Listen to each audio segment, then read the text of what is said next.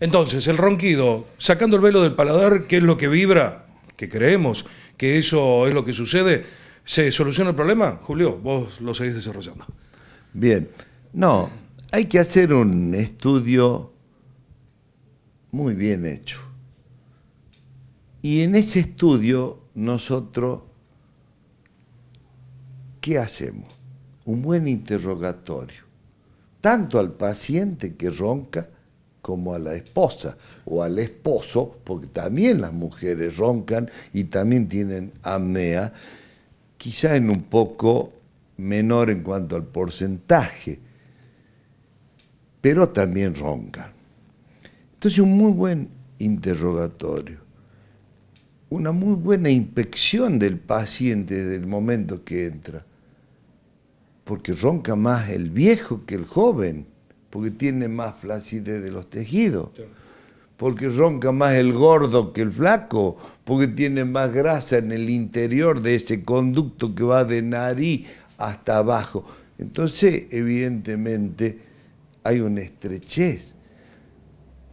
Bien, luego vienen los estudios, la fibroscopía, la rinoscopía común primero, la fibroscopía, las radiografías comunes, la resonancia, la tomografía según el caso. Bien, una vez hecho el diagnóstico, desobstruimos a dónde hay que desobstruir, evidentemente. Si es en nariz, tenemos que enderezar el tabique si está torcido, achicar esos repliegues que se llaman cornetes, que sirven para calentar, humedecer, purificar el aire, pero a tamaño normal. Entonces hay que achicarlo.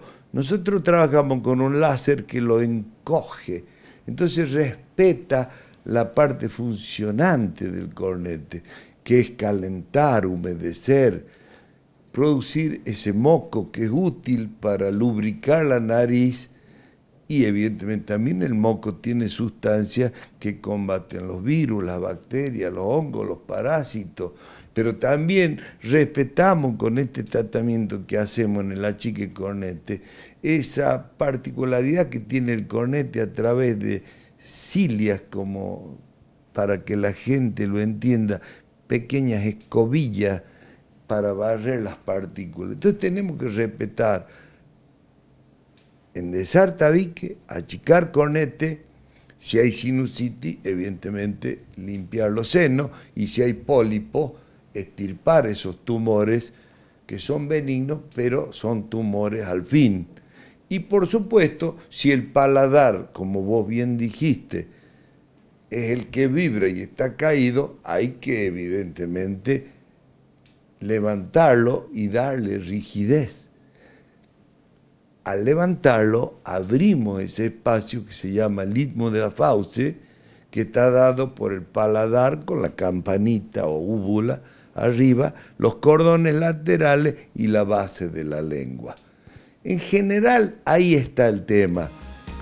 Lo dijo todo el doctor Julio César Acosta. Nos acompaña por ahora una pausa y en un ratito con el último bloque de nuestro programa de hoy.